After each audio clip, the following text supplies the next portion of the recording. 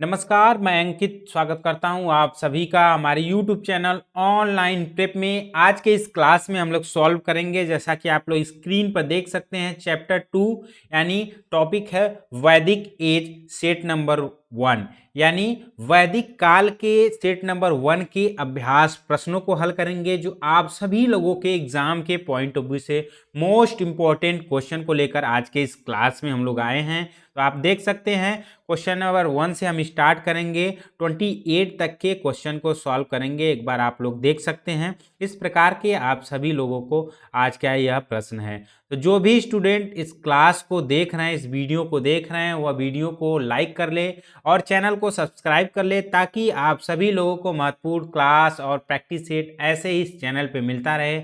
और जो भी स्टूडेंट बीएड एंट्रेंस एग्जाम की प्रिपरेशन करना चाहते हैं, वो हमारे दिए गए कॉन्टेक्ट नंबर पे कॉल करके, मैसेज करके, जानकारी प्राप्त करके क्लासेस को ज्वाइन कर सकते हैं। हमारी क्लासेस कंटिन्यू स्टार्ट हो गई है। आप सभी लोगों को एक महत्वपूर्ण बात बता दें कि जो अभी वैदिक एज, जैसा कि आप लोग देख रहे हैं, वैदिक एज पर जो क्लासेस कराया गया है, उस क्लासेस में महत्वपूर्ण तथ्यों को, महत्वपूर्ण पॉइंट को बताया गया है, जो आप सभी लोगों के एग्जाम के पॉइंट ऑफ व्यू से मोस्ट इंपॉर्टेंट है। तो आज के इस क्लास में उसी टॉपिक से संबंधित कुछ अभ्यास प्रश्न लाए हैं सेट 1 में, और सेट 2 भी करेंगे इस टॉपिक के, लेकिन आज की इस क्लास में सेट 1 करेंगे। जो वैदिक एज के महत्वपूर्ण क्वेश्चन है, इससे आप लोगों को पता चलेगा कि कैसे एग्जाम में प्रश्न बनते हैं और कैसे पूछा जाता है। जो हम क्लास में पढ़े थे उससे अलावा भी कुछ प्रश्न आप सभी लोगों को इस प्रैक्टिस सेट में मिलेगा। तो आप सभी लोग इस क्लास को अंत तक जरूर देखें, क्योंकि बहुत ही महत्वपूर्ण क्लास है। जो हमारे पेड स्टूडेंट है वो भी ध्यान रखेंगे कि जो आप सभी लोगों को क्लासेस कराया गया है, उसके साथ साथ जब आप प्रैक्टिस सेट करेंगे तो वह टॉपिक आप सभी लोगों का अच्छे से क्लियर हो जाएगा। यदि उस टॉपिक से प्रश्न आया तो आप लोग अच्छे से कर पाएंगे, जब यदि जानते रहेंगे। तो ध्यान रखेंगे, हम क्लास और उसके अभ्यास प्रश्न साथ साथ कराते चल रहे हैं, तो ध्यान रखेंगे। चलिए स्टार्ट करते हैं। क्वेश्चन नंबर 1, जैसा कि आप लोग स्क्रीन पर देख रहे हैं, आप लोग ध्यान रखेंगे, साथ साथ हमारे साथ साथ आप सभी लोग कमेंट बॉक्स में जो है सही उत्तर को, यानी आप लोग देते चलेंगे कि कौन सा राइट आंसर है, उसे देते चलेंगे, जो जो आप सभी लोगों को पता होगा। दिया हुआ है द उपनिषद आर द, यानी उपनिषद है। विकल्प दिया, ऑप्शंस आप देखेंगे, great इपिक्स, story books, source of Hindu philosophy, D दिया है लॉ बुक्स। यानी क्वेश्चन नंबर 1 का राइट आंसर क्या होगा, आप लोग इसका सही जवाब देंगे। यदि आप लोग जानते होंगे, आप लोगों को मैंने वैदिक एज में पढ़ाया था, क्या है इसका राइट आंसर, यानी सी होगा, source of the Hindu philosophy, यानी हिंदू दर्शन का स्रोत जो है उपनिषद है। ठीक है, हमने वैदिक एज जब पढ़ा रहे थे तो उसमें आप लोगों को विस्तार से चीज़ों को पढ़ाया था और समझाया था। चलिए अगले क्वेश्चन की ओर चलते हैं। आप लोग क्वेश्चन नंबर 2 देख रहे हैं स्क्रीन पर। इसमें पूछा है who was the first European to, यहाँ दिया हुआ है, आप लोग देख सकते हैं कि आर्यन एस ए रेस, यानी आर्यन को एक जाति के रूप में नामित करने वाला पहला यूरोपीय है। आप ध्यान रखेंगे, दिया है यहाँ डिस्टिनेट, डिस्टिनेट यानी नामित करने वाला, क्या डिस्टिनेट को देख सकते हैं, यानी नामित करने वाला यूरोपीय कौन से है। अब ऑप्शंस देख सकते हैं, विलियम जोन्स, वी दिया है एच विल्सन, सी दिया है मैक्स मूलर, और डी दिया है जनरल कनिंघम। यानी क्वेश्चन नंबर 2 का राइट आंसर आप सभी लोग देंगे, यानी कौन सा होगा, तो इसका सी होगा, यानी मैक्स मूलर, इसका राइट आंसर होगा सी क्वेश्चन नंबर 2 का। अब चलते हैं अगले क्वेश्चन की ओर।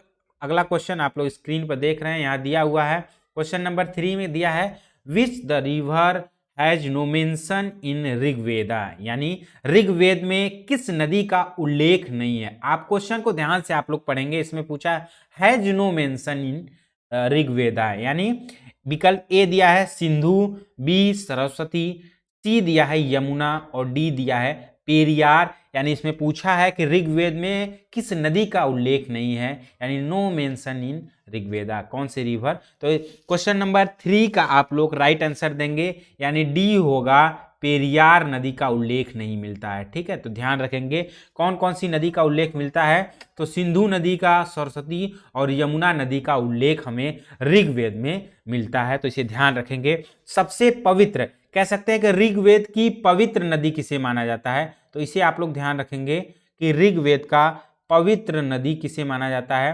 तो ऋग्वेद का पवित्र नदी जो है सरस्वती को माना जाता है। और ऋग्वेद का महत्वपूर्ण नदी आप लोग ध्यान रखेंगे, ऋग्वेद का जो इंपॉर्टेंट नदी माना जाता है वह सिंधु को माना जाता है। तो इन दोनों नदियों के बारे में आप जान लेंगे, इन महत्वपूर्ण तथ्यों को जान लेंगे, काफी महत्वपूर्ण है, ठीक है, इसे आप लोग याद रखेंगे। चलते हैं अगले प्रश्न की ओर। अगला प्रश्न आप लोग स्क्रीन पर देख रहे हैं, क्वेश्चन नंबर 4 दिया है। इसमें पूछा है द ऋग्वैदिक गॉड वरुणा वाज, यानी ऋग्वैदिक भगवान वरुण थे, यानी दिया द ऋग्वैदिक गॉड वरुणा वाज। ए दिया है, यहाँ आप देख सकते हैं शांति का हरविंगर, यानी हरविंगर ऑफ पीस। बी दिया है, आप देख सकते हैं शत्रुओं का नाश करने वाला, यानी डिस्ट्रॉयर ऑफ वॉइस। और सी दिया है, आप देख सकते हैं ब्रह्मांडी व्यवस्था के संरक्षक। और डी दिया है, आप देख सकते हैं समृद्धि के देवता। तो क्वेश्चन नंबर 4 का आप लोग राइट आंसर देंगे, कौन सा होगा, यानी सी होगा। ऋग्वैदिक भगवान वरुण थे, किसके, यानी ऋग्वैदिक का जो भगवान वरुण माने जाते थे वह ब्रह्मांडी व्यवस्था के संरक्षक के रूप में माने जाते हैं। तो इसका सही उत्तर क्या होगा, सी होगा क्वेश्चन नंबर 4 का। अगले क्वेश्चन को देखते हैं, आप लोग स्क्रीन पर देख रहे हैं क्वेश्चन नंबर 5। इसमें दिया है कि the great law giver of ancient time was, यानी प्राचीन काल के महान कानून दाता। आप ध्यान रखेंगे, पूछा है महान कानून दाता थे। आप लोग इसका राइट आंसर देंगे क्वेश्चन नंबर 5 का। इसमें दिया है ए विकल्प दिया है मनु, बी दिया है वात्स्यायन, सी दिया है अशोका और डी दिया है आर्यभट्टा। यानी क्वेश्चन नंबर 5 का राइट आंसर क्या होगा, तो क्वेश्चन नंबर 5 का राइट आंसर आप लोग दे दिए होंगे, यानी मनु को जो है क्या माना जाता है, मनु को जो है great law giver of ancient time, यानी प्राचीन काल का कानून दाता माना जाता है। चलते हैं अगले क्वेश्चन की ओर। अगला क्वेश्चन आप लोग स्क्रीन पर देख रहे हैं। क्वेश्चन नंबर 6 में क्या पूछा है, who was the eldest brother among the Pandava, यानी पांडवों के सबसे बड़ा भाई कौन था। यानी क्या क्वेश्चन पूछ रहा है कि पांडवों का सबसे बड़ा भाई कौन था। ए ऑप्शन दिया युधिष्ठिर, बी भीमा, सी सहदेवा और डी दिया है नकुल। तो क्वेश्चन नंबर 6 का राइट आंसर आप लोग देंगे, क्या होगा, तो क्वेश्चन नंबर 6 का राइट आंसर ए होगा। युधिष्ठिर जो है पांडवों का सबसे बड़ा भाई था, यानी इल्डेस्ट ब्रदर एमंग द पांडवास जो है कौन होगा, युधिष्ठिर का राइट आंसर ए होगा। चलते हैं अगले क्वेश्चन की ओर। अगला क्वेश्चन आप लोग देख रहे हैं कि the first to invade of, यहाँ दिया इंडिया वेयर द, यानी भारत पर आक्रमण करने वाले पहले व्यक्ति थे, कौन थे। तो क्वेश्चन नंबर 7 का राइट आंसर आप लोग देंगे, आप लोग इसका राइट आंसर दे दिए होंगे विकल्प ए, यानी आर्यंस, यानी आर्य थे जो भारत पर पहले आक्रमण करने वाले व्यक्ति थे, ठीक है।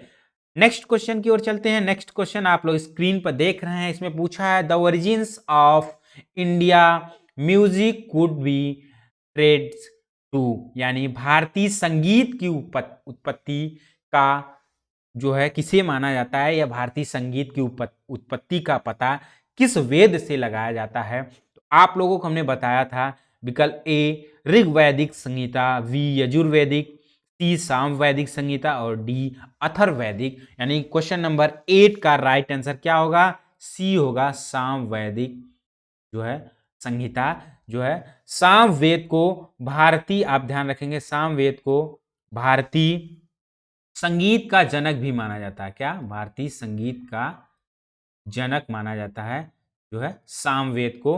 वेद तो जो आप ध्यान रखेंगे, जो टोटल वेद हैं, कुल वेदों की संख्या कितनी है, तो कुल वेदों की संख्या 4, यानी 4 वेद हैं। वेदों की संख्या कितनी है, 4 वेद हैं, आप ध्यान रखेंगे। और जो पुराण हैं 18 पुराण है। पुराणों की संख्या कितनी है, 18 है। और उपनिषदों की संख्या जो है वह 108 है। तो आप ध्यान रखेंगे जो उपनिषद है वह 108 है। आप लोगों को फिर से एक बार रिपीट करा देता हूँ, बता देता हूँ, रिकॉल करा देता हूँ कि जो चीज़ें पढ़ाई गई थी वैदिक एज में वह आप सभी लोगों को याद आ जाए, ठीक है, ताकि आपको उस क्वेश्चन को आपके एग्जाम में आए तो आप सही करके आए। ठीक है, जितना से जितना चीज़ों को आप पढ़ेंगे, प्रैक्टिस सेट का अभ्यास करेंगे, आपके सामने जितने तरह तरह के क्वेश्चन पुटअप होंगे तो आपके ज्ञान में वृद्धि होगी और आपको नए नए प्रश्न भी पता चल जाएंगे कि क्या इसका आंसर होगा।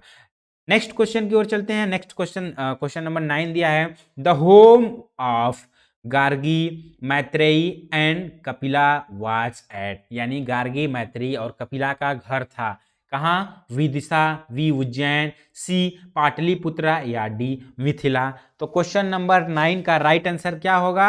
यानी डी होगा, गार्गी, मैत्रेयी और कपिला का जो घर था वह मिथिला में था। किस जगह था? तो मिथिला। आप ध्यान रखेंगे क्वेश्चन नंबर 9 का राइट आंसर डी होगा।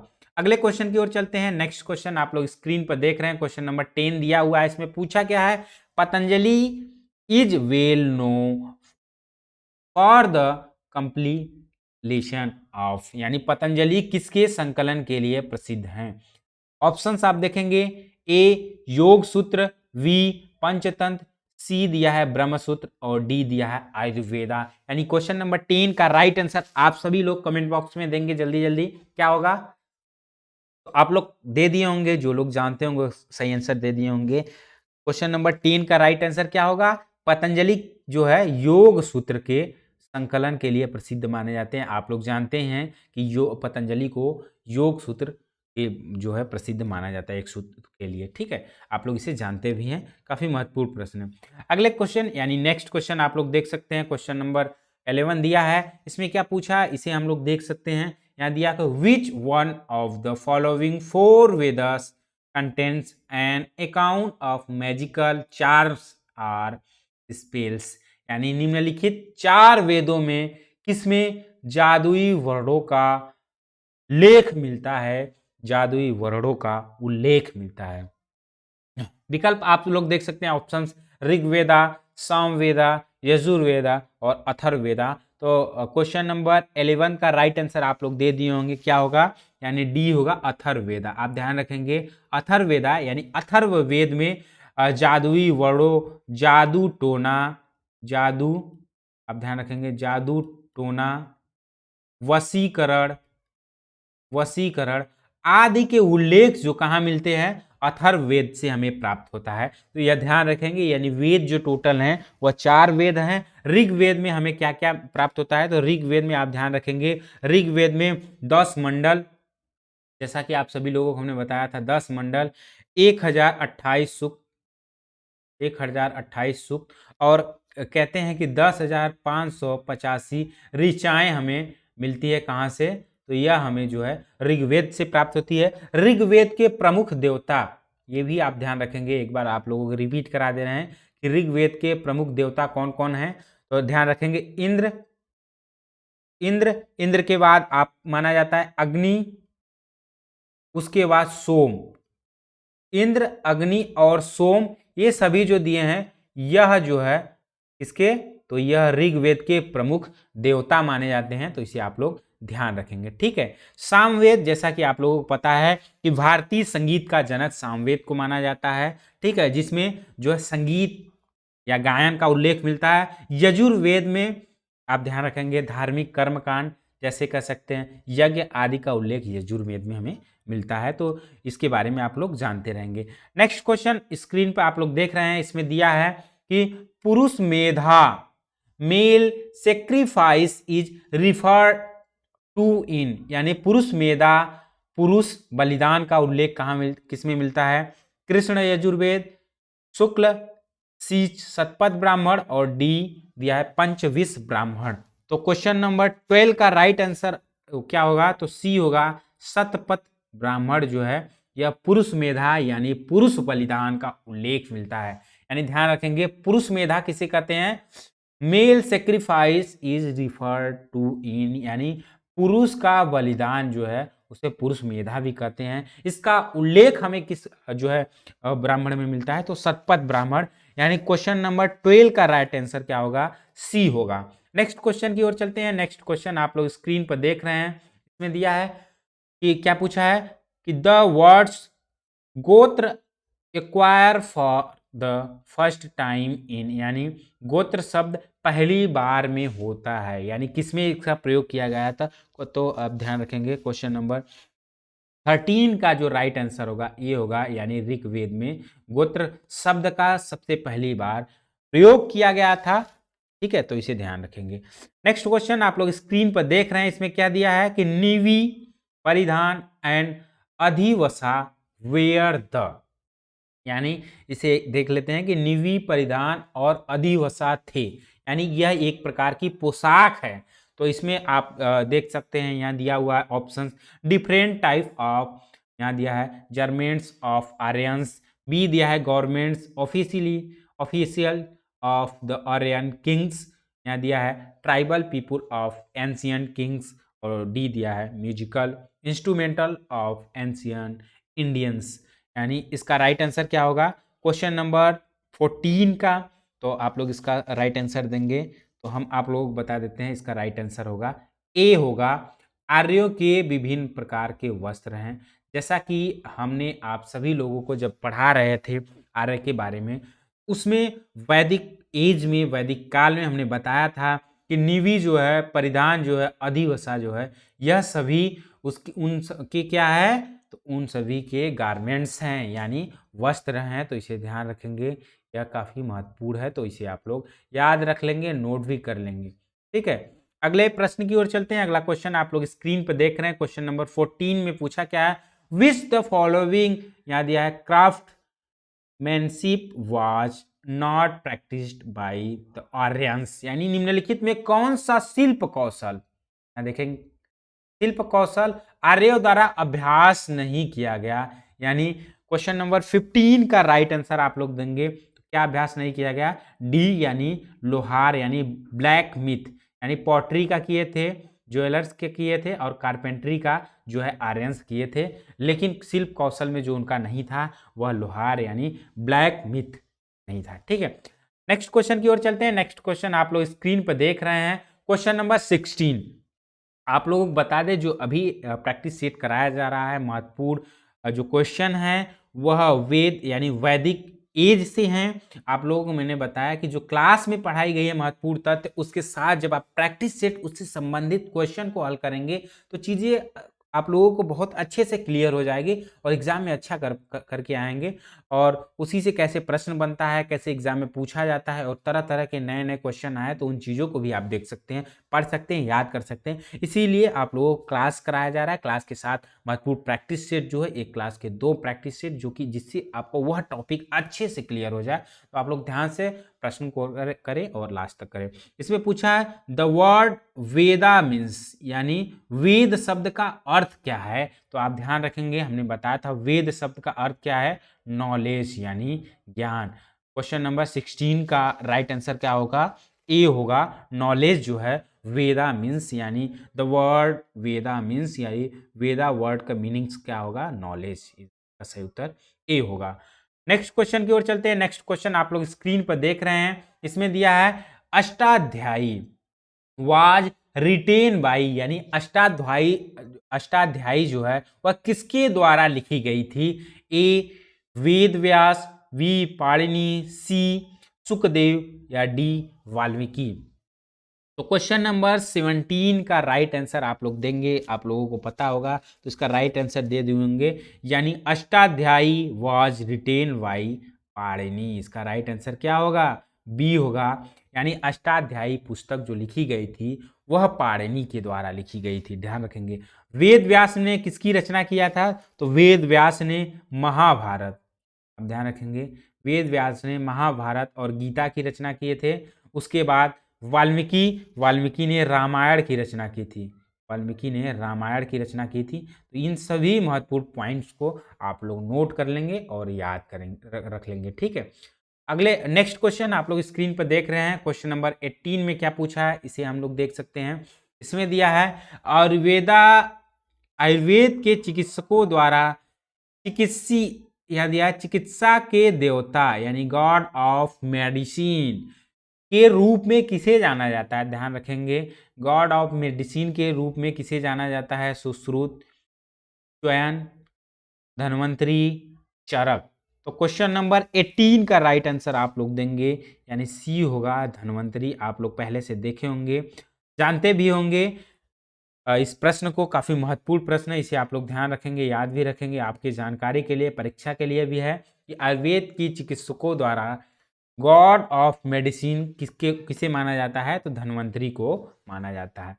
नेक्स्ट क्वेश्चन की ओर चलते हैं। आप लोग क्वेश्चन नंबर 19 स्क्रीन पर देख रहे हैं। इसमें पूछा है द स्टेपल, यहाँ दिया है the staple food of the वैदिक आर्यंस वाज, यानी वैदिक आर्यन यानी वैदिक आर्य का प्रधान भोजन था, यानी उनका मुख्य भोजन क्या था, किसका, वैदिक आर्यों का जो मुख्य भोजन क्या था।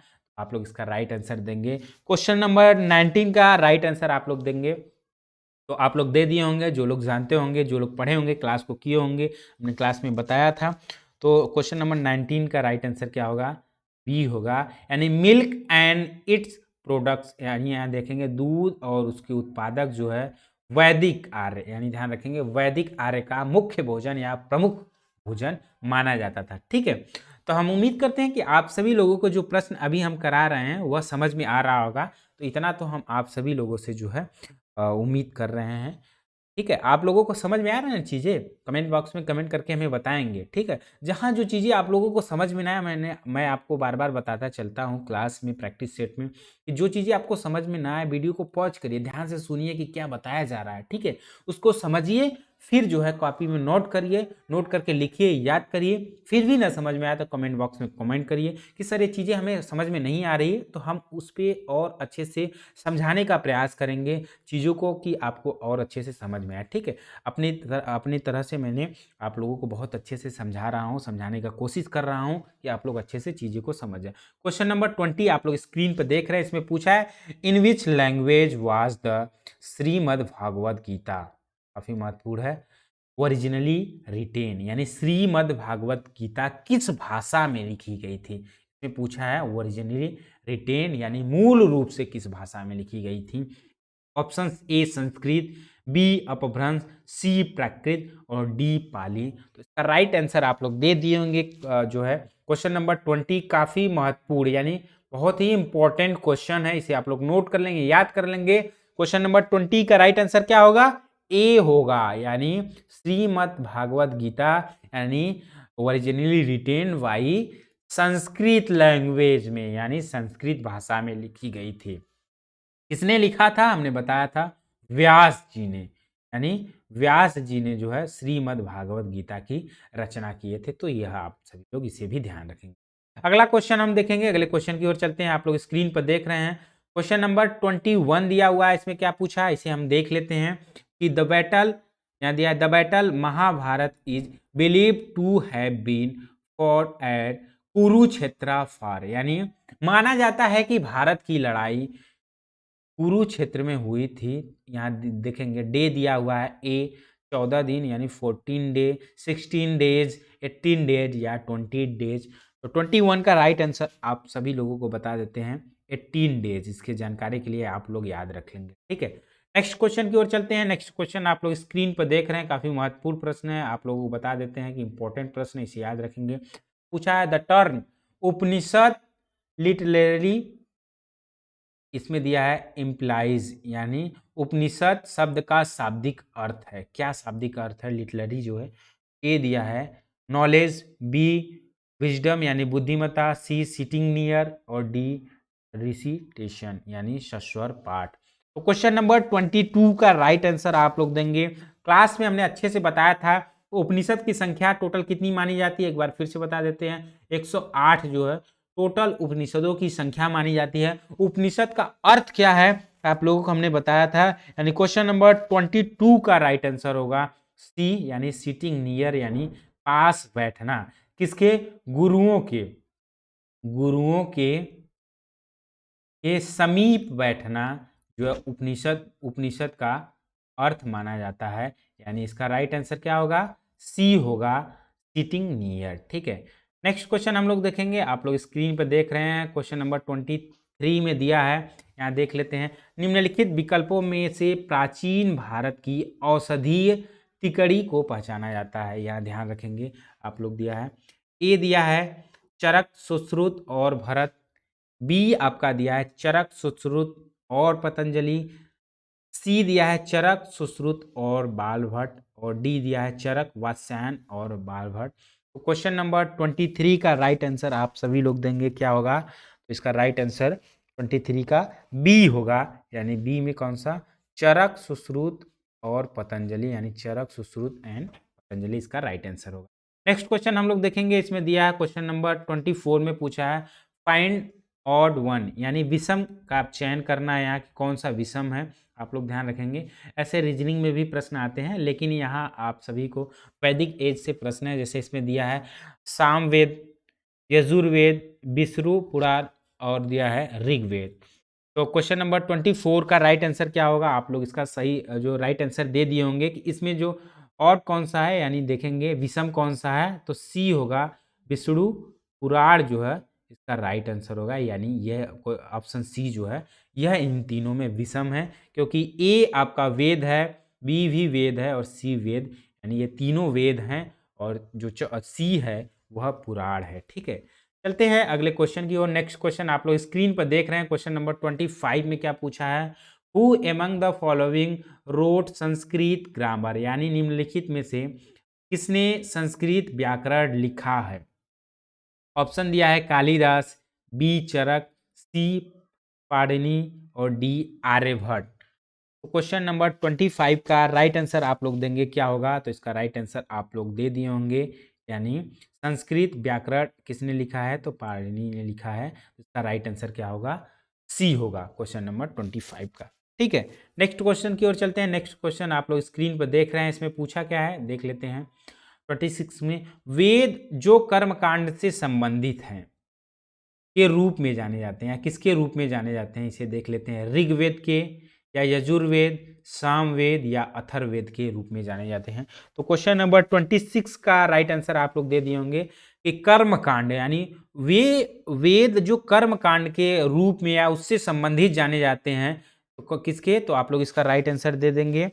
क्वेश्चन नंबर 26 का क्या होगा? बी होगा, यानी यजुर्वेद। आप सभी लोगों को जब हमने पढ़ा रहे थे वेद के बारे में तो बताया था कर्मकांड या यज्ञ संबंधी जितने भी मंत्र का गायन होता है, क्रियाकलाप किए जाते हैं, वह सभी यजुर्वेद के अंतर्गत आते हैं, तो ध्यान रखेंगे। ठीक है, नेक्स्ट क्वेश्चन हम लोग देखेंगे। नेक्स्ट क्वेश्चन आप लोग स्क्रीन पर देख रहे हैं।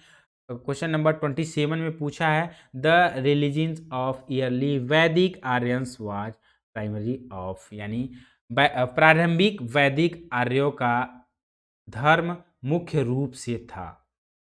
विकल्प आप लोग देखेंगे, भक्ति, सी दिया है छवि पूजा और यज्ञ, सी दिया है प्रकृति और यज्ञों की पूजा और डी दिया है प्रकृति और भक्ति की पूजा। तो क्वेश्चन नंबर 27 का राइट आंसर आप सभी लोग देंगे क्या होगा? यानी दिया है सी होगा इसका राइट आंसर, यानी वर्शिप ऑफ नेचर यज्ञ। ठीक है, तो इसका राइट आंसर क्या होगा? सी होगा। ठीक है, नेक्स्ट क्वेश्चन हम लोग देखेंगे, आप लोगों को स्क्रीन पर दिया हुआ है यहाँ क्वेश्चन नंबर 28, और इस क्लास का इस अभ्यास प्रश्न का लास्ट प्रश्न होगा, तो आप लोग इसे देख सकते हैं। इसमें पूछा है कि भारत के सैट प्रतीक में, ध्यान रखेंगे, सत्यमेव जयते शब्द निम्नलिखित में से किस एक से अपनाया गया था? जैसा कि आप सभी लोगों को जब हम वैदिक काल में जब क्लास करा रहे थे तो उसमें हमने बताया था कि जो सत्यमेव जयते हैं वह किससे अपनाया गया था या किस उपनिषद से लिया गया था। तो इसका राइट आंसर आप लोग देंगे, जो लोग क्लास को किए होंगे, जो लोग जानते होंगे, पढ़े होंगे, उसका राइट आंसर दे दिए होंगे। यानी 28 का राइट आंसर क्या होगा? ए होगा, यानी मुंडक उपनिषद। सत्यमेव जयते किस उपनिषद से लिया गया है? तो मुंडक उपनिषद से सत्यमेव जयते लिया गया है। बहुत ही महत्वपूर्ण, यानी वेरी इंपॉर्टेंट प्रश्न है, इसे याद रख लेंगे क्योंकि कई बार एग्जाम में पूछा भी गया और पूछा भी जाता है। तो आज के क्लास में इतना ही रखते हैं। तो हम उम्मीद करते हैं कि आप सभी लोगों को आज के इस क्लास में, यानी आज के इस अभ्यास प्रश्न जो वैदिक एज का अभ्यास प्रश्न को लेकर आए थे हम, यह समझ में आया होगा। इसी प्रकार से अगली क्लास में हम लोग वैदिक एज के सेट 2 को सॉल्व करेंगे, जो कि उसमें महत्वपूर्ण प्रश्न होंगे आप सभी लोगों के लिए। तो ठीक है, मिलते हैं अगले क्लास में अगले नए टॉपिक को लेकर। तब तक के लिए नमस्कार।